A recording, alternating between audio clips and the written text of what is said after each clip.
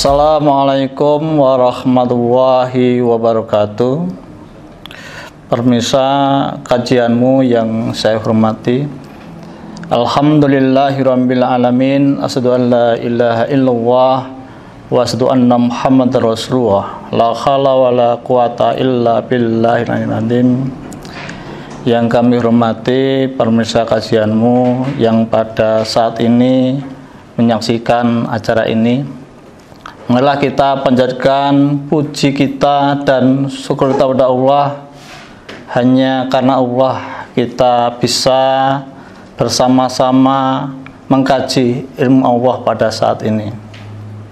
Pada kesempatan ini kami akan membahas tentang amal ma'ruf nahi mungkar. Sebelum mencapai tema pada saat ini yang kita lakukan, mari kita lihat dulu, perhatikan dulu hal-hal yang ada pada diri kita, bahwasanya diri kita ditugaskan oleh Allah ada dua hal. Yang pertama, di bumi ini kita sebagai makhluk Allah, sebagai abdi Allah, yaitu hanya menyembah kepada Allah Ta'ala. Yang kedua, sebagai khalifah di muka bumi ini, sebagai pemimpin. Mari kita selalu berintrospeksi, apakah kita sudah benar-benar menyembah hanya kepada Allah Ta'ala. Setiap kali kita mesti berdoa, Iyyaka na'budu wa iyyaka nasta'in. Hanya kepadamu ya Allah aku menyembah, dan hanya kepadamu ya Allah aku meminta pertolongan.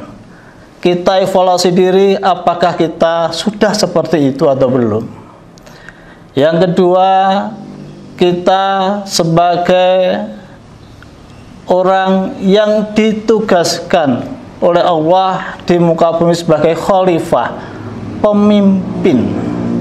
Oleh karena itu, dari sini kita bisa melihat bahwasanya kita berada di dunia ini ada tugas yang luar biasa, yaitu sebagai abdi Allah, menyembah kepada Allah, dan sebagai khalifah.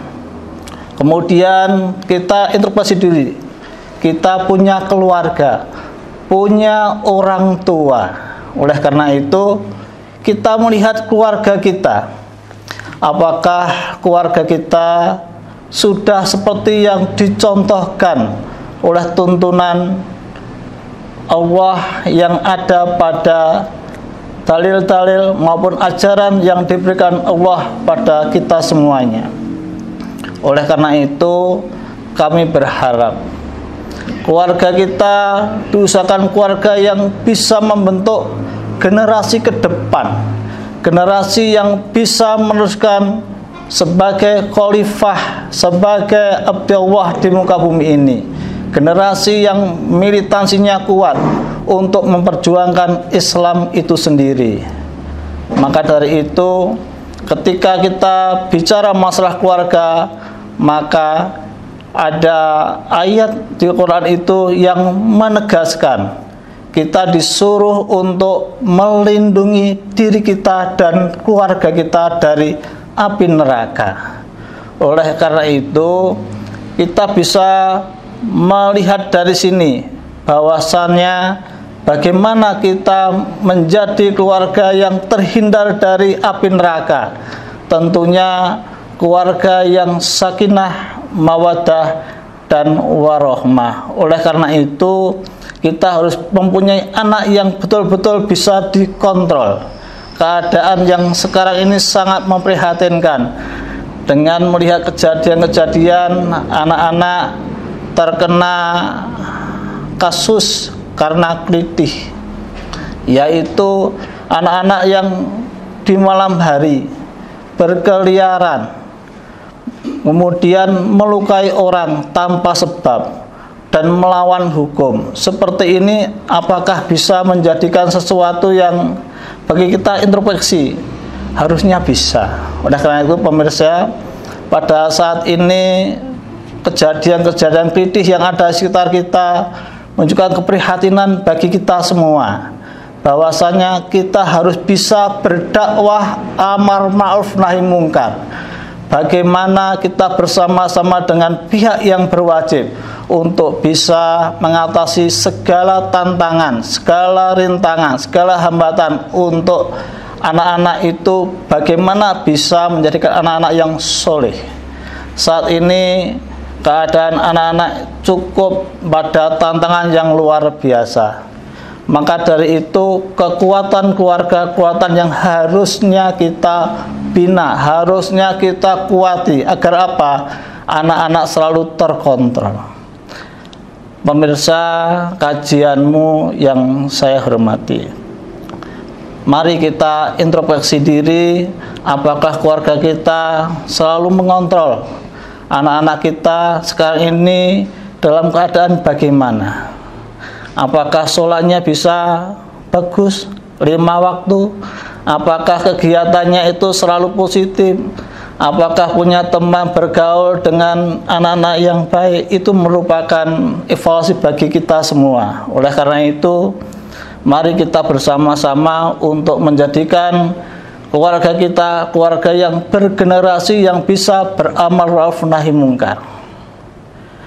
Yang terpenting pada tekanan di kajian hari ini, di surat yang biasa dibacakan ketika Jumat, a'udzubillahi minasyaitonirrajim, bismillahirrahmanirrahim, ya ayyuhalladzina amanuttaquwa haqqa tuqatih wa la tamutunna illa wa antum muslimun. Hai orang-orang yang beriman, hai orang-orang yang, ya ayyuhalladzina amanuttaquwa, hai orang yang beriman, bertakwalah kamu kepada Allah dengan sebenar-benarnya takwa. Dan tunna illa wa antum muslimun, dan janganlah sekali-kali kamu mati kecuali dalam keadaan Islam. Maka jadikanlah ini pegangan. Warga kita jaga betul untuk bisa menjadi orang-orang yang betul-betul tidak tergoyahkan imannya, sehingga akidahnya selalu terjaga. Kemudian kita tinjau lagi, setelah keluarganya kuat, kita harus berpikir lagi bagaimana kita beramal ma'ruf nahi mungkar. Di surat Ali Imran 104, a'udzubillahi minasyaitonirrajim, bismillahirrahmanirrahim, wal takum minkum ummatwi yad'una ilal khair wa ya'muruna bil ma'ruf wa yanhauna 'anil munkar wa ulaika humul muflihun. Wa ulaika humul muflihun, itulah orang-orang yang beruntung. Siapakah orang-orang yang beruntung itu? Orang-orang yang dalam mengajak kebaikan itu menggunakan organisasi. Maka dari itu, apapun organisasinya itu harus bisa menjadikan dakwah amar ma'ruf yang efektif, efisien. Oleh karena itu, jangan kita meninggalkan organisasi dalam berjuang.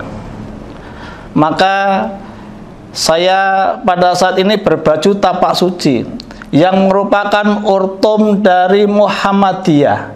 Tentunya di sini mempunyai kontribusi yang cukup luar biasa. Bagaimana kami harus mengembangkan, bisa mendidik anak-anak yang soleh-solihah, yang mempunyai kemampuan bela diri yang bagus, tapi mempunyai kekuatan iman dan akhlak yang luar biasa. Maka moto di tapak suci adalah, dengan iman dan akhlak saya menjadi kuat, tanpa iman dan akhlak saya menjadi lemah. Di sini kita bisa mengkaji bahwasanya di tapak suci yang merupakan orto Muhammadiyah itu bergerak dalam bidang iman dan akhlak yang terbina. Oleh karena itu, Jika anak-anak yang mempunyai kemampuan bela diri yang bagus dengan landasan iman dan akhlak yang kuat, insya Allah, seperti yang saya utarakan tadi, anak-anak kelitih itu tidak akan ada. Karena apa? Iman dan akhlaknya anak itu terjamin. Maka dari itu kami mengajak pada pemirsa, ikutkanlah putra putri panjenengan. Untuk apa? Bersama kami untuk beramal ma'ruf nahi mungkar. Untuk apa? Membimbing, membina anak-anak itu menjadi anak-anak yang beriman dan berakhlak.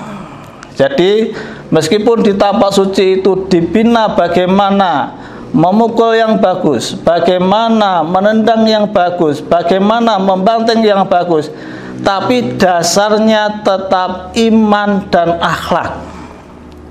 Oleh karena itu, kalau kita mengkaji ikrar di tapak suci, di situ jelas terlihat.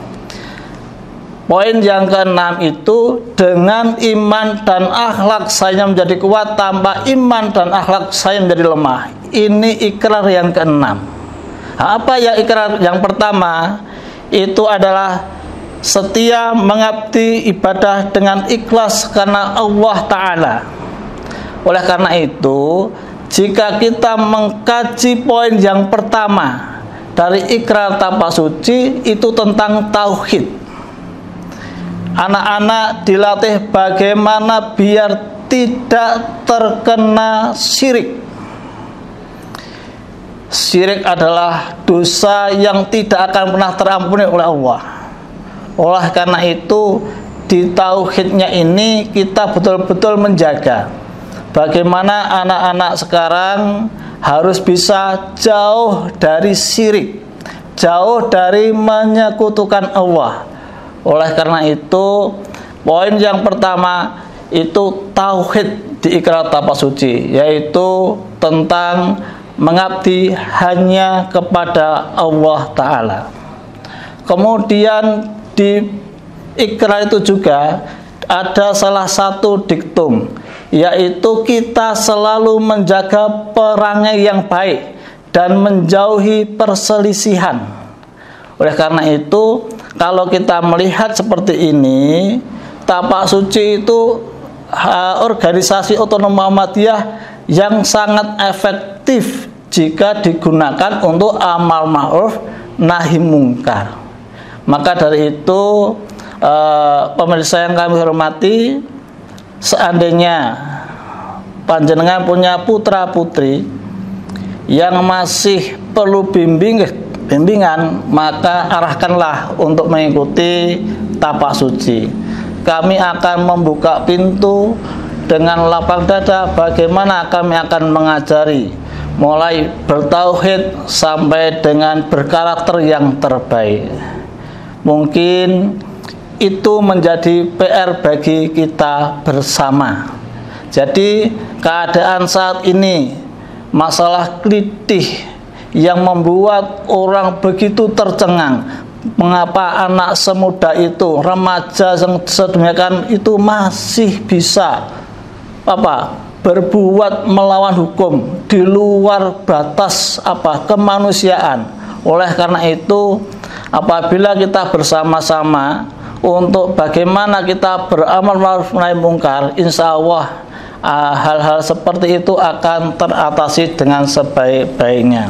Oleh karena itu, kami di Ortom Tapak Suci sebagai Ortomnya Muhammadiyah, tentunya kami akan selalu taat terhadap apa yang digariskan oleh Persyarikatan Muhammadiyah yang merupakan induk kami dalam berorganisasi. Saya yakin dengan organisasi yang terbaik, maka efektivitas kemudian efisien akan tercapai dengan baik. Mungkin demikian yang bisa saya aturkan. Kurang lebihnya mohon maaf jika ada kesalahan. Saya akhiri. Wassalamualaikum warahmatullahi wabarakatuh.